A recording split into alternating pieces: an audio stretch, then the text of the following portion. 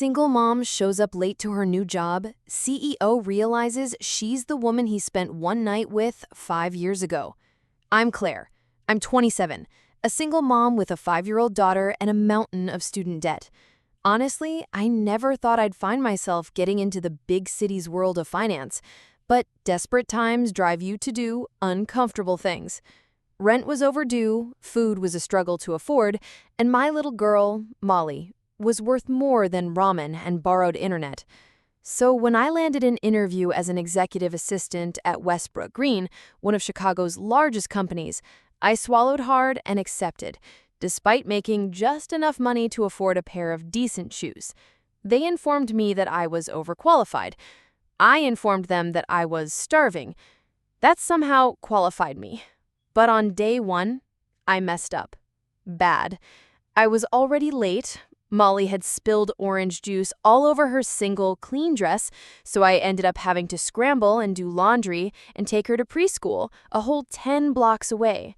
My bus broke down halfway, and I was running the final stretch like a crazy person, lugging my coffee, heels clanking in my tote. I burst through the lobby doors at 8:42 a.m., 12 minutes late, sweating, racing heart, humiliated beyond description. The receptionist smiled stiffly and pointed towards the elevator. 38th floor, Mr. Callahan is expecting you. Callahan? I didn't know the name. Not yet. I rode up in silence, trying to calm my raving nerves and fix my smeared eyeliner in the silvered surfaces of the elevator walls. It was one of those super high glass buildings that made you feel poor just for walking into it. When I pushed open the doors, I entered what appeared to be a luxury hotel suite. Floor-to-ceiling windows, leather couches, abstract paintings that likely cost more than my apartment. A woman in a navy blazer with her phone pressed to her ear approached me. She eyed me once, not unkindly, but not warmly either. "You're the new assistant, Claire Winters, right?" I nodded, out of breath. "Yes, sorry I'm late. There was... Mr. Callahan will see you now," she said, nodding towards a frosted glass door. I breathed, wiped palms on my skirt, and went in. The office was enormous. Bookcases lined one wall, full of fat binders and trophies. The back wall was glass, with a view of the skyline of the city. Behind the desk was a man in a charcoal suit staring at his phone. He looked up the moment the door closed behind me, and froze. His jaw fell. His hand faltered, letting the phone fall onto the desk. My heart skipped a beat.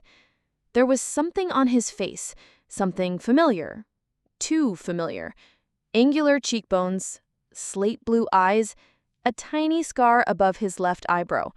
It couldn't be, could it? "Claire," he said slowly. His voice was deeper now, but unmistakable. I blinked, stepping forward. Do we know each other?" He stood up, and it hit me like a freight train. He was the guy from that night, 5 years ago. One night, one too many drinks, one bad choice that changed my life. I didn't even know his name then. He never mentioned anything about mine.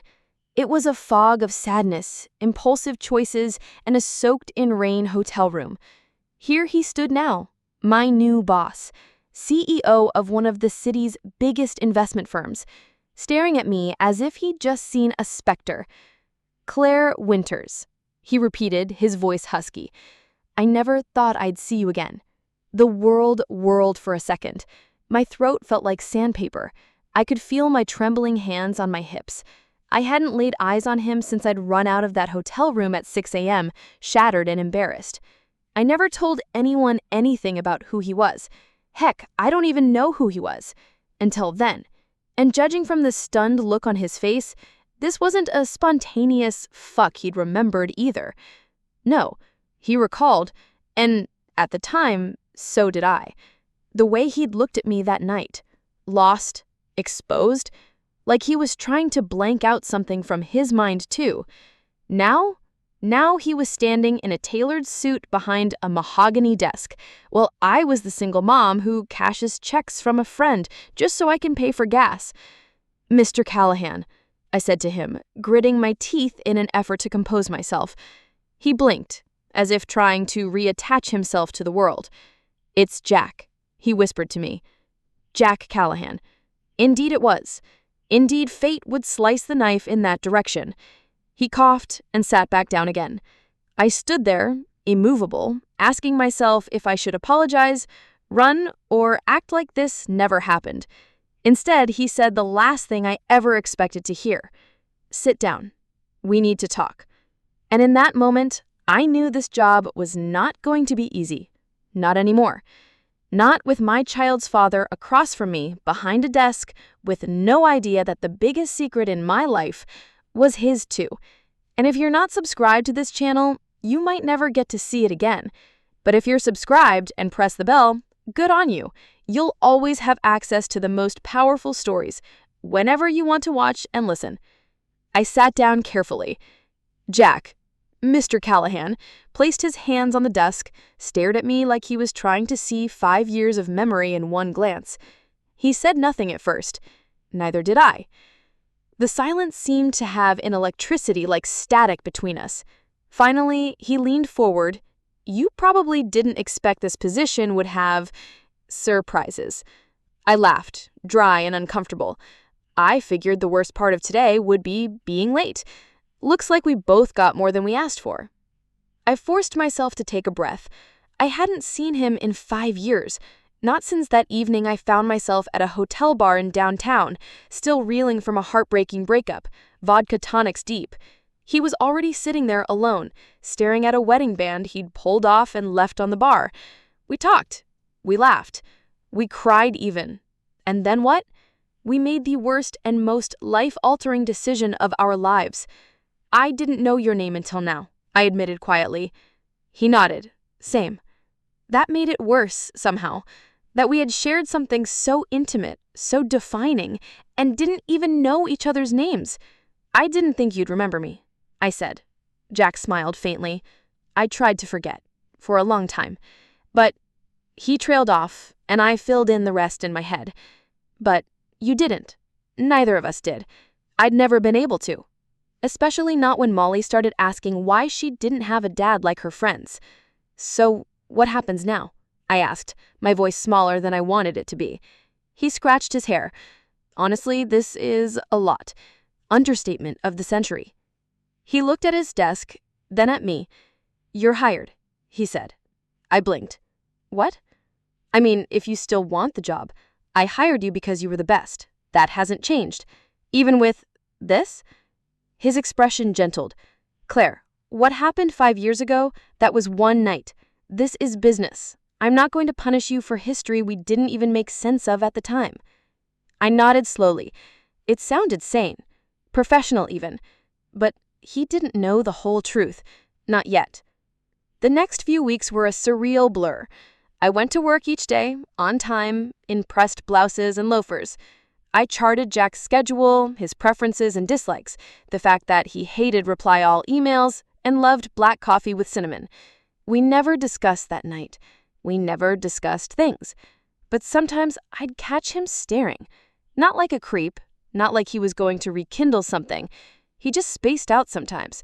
More like he was searching, attempting to wrap his head around what precisely had transpired that evening, and maybe who I was anymore. I was unchanged. He wasn't the bruised man I recalled from the bar. He was fast, serene, respected by all of a floor of suits-clad power brokers who appeared to bend around him like planets around a star. Said aide, that is, with a secret he was none the wiser about. Then, one afternoon, it did. He saw the picture on my desk, small, framed, behind a pile of binders. Molly's school picture. He picked it up before I could catch him. "This your daughter?" he said, smiling. My stomach fell. I nodded, slowly. "Yeah, her name's Molly." He looked at it harder. The smile dissolved. I saw his jaw flicker just a little. Then, in a voice so low I hardly heard it, "She's 5?" I stopped. There was no looking away from it now. "Yes," I breathed. He set the frame down carefully on the ground. Then he looked up at me with an expression I couldn't quite read. Half skepticism, half awareness, half something deeper, more primal. He didn't say it, not with words, but his eyes did. And mine informed him so. Thanks for watching. Before we go any further, don't forget to like this story, subscribe, and tap the bell so you won't miss what comes next. He didn't say anything initially, just stared at me. Then at the photograph, then back at me, as if comparing. "He has your eyes," he said, finally. I swallowed. "And your hair." He stepped away slowly from the table. Silence fell over the room like a storm cloud, oppressive, heavy, impossible to dislodge. "So," he said, low. "Molly is mine?" It wasn't a question, it was a tally. I nodded. Yes. His fists were tightened a fraction, not in anger, more of an individual about to crash into something. "How long have you known?" "Since the day I found out I was pregnant. I had no idea that you were alive, Jack. I didn't even know your surname." "You didn't ask for mine, remember?" He backed away. "And I wasn't going to chase a ghost," I added. "I decided to bring her up myself." He leaned on the desk, elbows tense, forearms propped on the surface, eyes locked on mine. "And if I hadn't become your boss?" "I don't know," I admitted. "I never expected to see you again, not like this." He remained silent, merely stared out the window, his thoughts 1,000 miles away. The city pulsed beneath. The tick of his wall clock suddenly grew deafening. He at last turned around. "You should have told me." "I know." He shook his head. "No, I promise. I had a right to know. That's my child." I tightened my chest. "And I've been her mother for 5 years. Every scraped knee, every fever, every nightmare, that was me. By myself." His face twisted, not with rage, but with guilt. Real guilt. "I'm not saying you didn't do the right thing for her," he said to me. I've missed out on everything. First words, first steps, birthdays, and I didn't even know she was there." "I did what I thought was best," I panted. "For whom?" That hurt, and he knew it. We sat in silence again, but this time it was frosty. I felt like I was watching the bridge that we stood on get consumed by flames, plank by flank. Then, out of the blue, he said, "What does she know? About her dad?" I shook my head.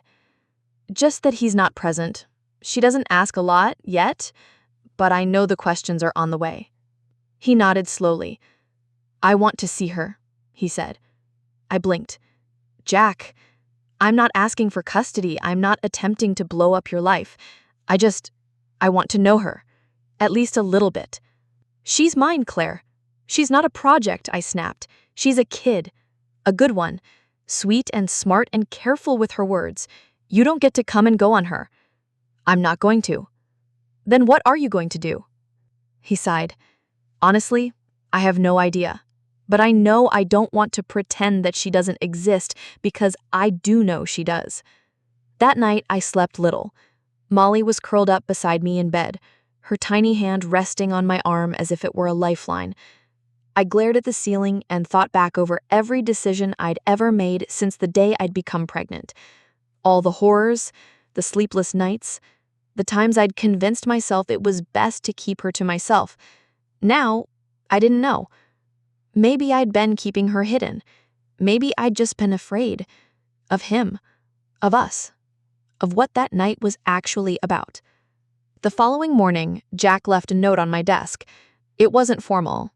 Penciled onto a yellow sticky note. "Let's fix this. Together. One step at a time."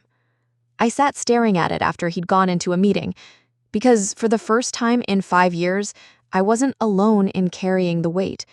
He understood. And everything was going to be different. We picked a Saturday. Neutral territory, safe haven. I suggested the botanical gardens, public, serene, and something Molly loved. She was a flower and frog and dirt fanatic, and I figured someplace outside was better than a high-rise office building or my cluttered apartment. Jack agreed easily, but I still wasn't convinced this was a good idea. I'd second-guessed myself all week. What if Molly wouldn't like him? What if he asked questions I had no way of answering? What if he didn't show up? But he did. Dead on time, dressed in jeans and a soft navy sweater. No tie, no trailing assistant, just Jack, more anxious than I'd ever seen him. He saw us by the fountain. I knelt beside Molly, helping her to tie her shoelaces. She looked up when I said his name. "That's my friend Jack. Remember how I said we would meet someone new today?" She nodded shyly, half obscured by my arm. Jack knelt down to her level. "Hi, Molly," he spoke gently. "I'm Jack. I like your shoes." They were glittery pink and 2 sizes too small. She beamed happily. "Thank you," she whispered. Her voice was always quiet among strangers, but the way he smiled at her, it calmed. She made a small step forward. He didn't press, didn't move himself, just stood there. We walked the gardens for an hour. Molly darted from rose gardens to koi ponds, asking questions about frogs and the reasons why leaves turn colors. He replied to each of them, even if he had no idea. He fabricated an explanation with a clownish grin. And she laughed. That laugh, I hadn't heard it in days. She even grasped his hand once. She wrapped her little fingers into his with ease. I almost cried, because I knew, in my belly, this wasn't some outlandish twist or guilt trip. He wasn't trying to manipulate her or me. He was only trying to be present. Present, kind, human. Something she'd never had from a man. We sat under a willow tree with sandwiches from a food truck. She offered him a cookie from hers, and that was when I knew she liked him. Molly didn't offer cookies to just anyone. He ate it slowly, pretending that it was the best cookie he'd ever tasted. When she walked off to chase a butterfly, I finally spoke up. "She likes you." His eyes locked onto mine, his eyes kind. "She's amazing." I nodded. "She is." Jack's breath came in deeply. "Claire, I know I lost a lot of years, and I'll never get them back. But I want to try. To be here, now, if you'll let me." I was quiet for a long time. Then I said the hardest thing I'd ever said in years. "I want that too. But it has to be slow. She's never had a man in her life. I'm all she's ever known." He nodded. "Whatever pace you need, I'm here."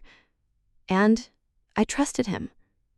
Later that night, when we'd split up and he was walking away, Molly asked me the question I'd been dreading. "Is Jack my dad?" I swallowed hard. "Why do you ask?" "Because he looks like me," she replied. "And he touched my hand the way you do." I didn't lie. Not this time. "Yes," I whispered. "He is." She remained quiet, then smiled. "I like him." I held her tightly, kissing her forehead. "I do too, sweetheart."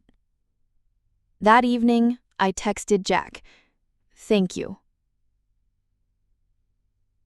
for showing up for her, for me." He replied right away, "Thanks for letting me. I won't ever forget today." Neither would I, for it was the day everything shifted. Not all at once, but enough to believe that we might, at last, build something genuine. The next few weeks were a balancing act. Jack and I made no great announcements.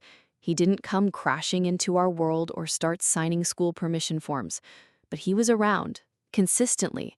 He'd send little stuff, a coloring book Molly liked, or the brand of juice box she always drank. Nothing dramatic, just thoughtful, gifted. And she adored him. Half of me did too, but I couldn't shake the voice in the back of my brain asking, is this real? Will he stick around when things get ugly? That voice got louder after the fundraiser dinner. Westbrook Green was hosting a charity ball for a children's hospital in town. Jack invited me, professionally, naturally, informed me it was a great opportunity to see clients and thank the team. I used a friend's dress, Cassie, and made my mom stay home with Molly. It should have been a lovely evening, but from the moment I entered that ballroom, something didn't sit well with me. Jack was not the same. He was kind, confident, surrounded by executives and board members.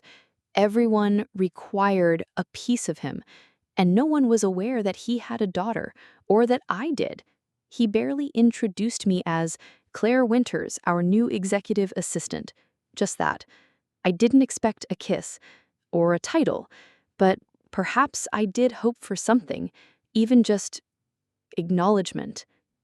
Later, I overheard some VP from LA chuckling with others at how Jack was the most eligible bachelor in Chicago, and Jack didn't correct her, didn't say anything. I left early, snuck out while he was chuckling at donors and shaking hands with politicians. My stomach twisted the whole ride home. The next morning, he texted, "You left early. You okay?" I didn't reply. 3 hours later, he came to my apartment complex. I opened the door, pajamas still on, hair pushed back in a sloppy bun, Molly lurking in the background watching cartoons. "I'm sorry," he said, before I could get one word in. "About last night." I crossed my arms. "What exactly are you sorry for?" He hesitated. "I didn't introduce you correctly." I froze. I didn't know what to say. "You might have told me the truth," I said to him. "You're not just my boss. You're the father of my child. You're in her life now. Or do you do that sort of thing behind closed doors?" His face folded. "No, Claire, no. That's not how it is. I'm not ashamed of you, or of Molly. You just didn't want to deal with the consequences," I sneered. He glared at me, directly into my eyes.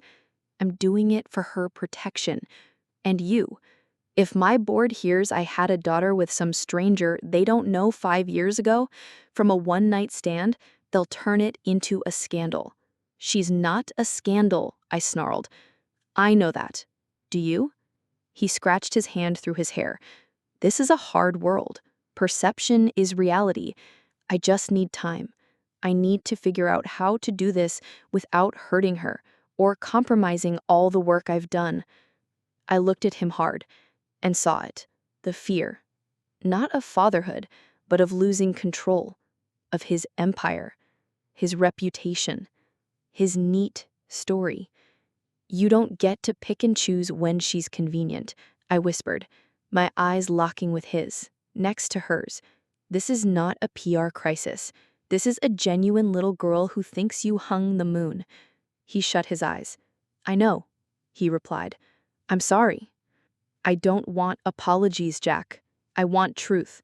I want you to either be fully there or not at all." Molly rushed up just then, still in her pajamas, clutching a bowl of cereal. "Hi, Jack." He leaned down and grinned. "Hi, kiddo."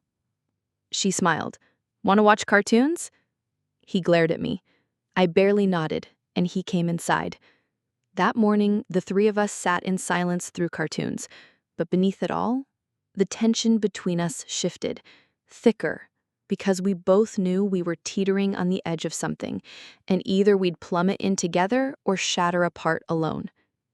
2 weeks had passed since the gala. Jack did not vanish, but he was not there every day anymore. He texted, he called, sent Molly postcards when he traveled for business. He showed up at her soccer game, the one during which she played the whole first half in the outfield by the flowers. But to me, there was room. Not anger, not bitterness, just space. Maybe we both needed it. Then he called one night. "I want to tell the board," he said. I was washing up, halfway through, hair in a ponytail, drained. I remained stationary, the water still flowing. "Tell them what?" "Everything. About Molly. About us. I don't want to compartmentalize anymore." My heart tightened. "Are you sure?" "No. I'm afraid. But I'm more afraid of being somebody my daughter has to learn all over again." That hurt more than I had expected. We met the next day. Not in his office, not at mine, at the park. where Molly loved to climb the dinosaur statue that was way too big for her, but provided her with a feeling of bravery. He sat beside me on the bench, watching her make her way across the T-Rex's back. "I didn't have parents like you," he said quietly. "They were good on paper. Charity work, country clubs, but they never actually saw me." He looked at his hands. "I want to see her. I want her to know I see her." I nodded. "That's all she wants." He glanced at me. "And you?" I hesitated, because the truth was, I didn't know. I didn't know if I could trust him not just to stay, but to stay present, to stay real, to not retreat the moment things got messy again. But then Molly rushed up just then, still in her pajamas, clutching a bowl of cereal. "Hi, Jack." He leaned down and grinned. "Hi, kiddo." She smiled.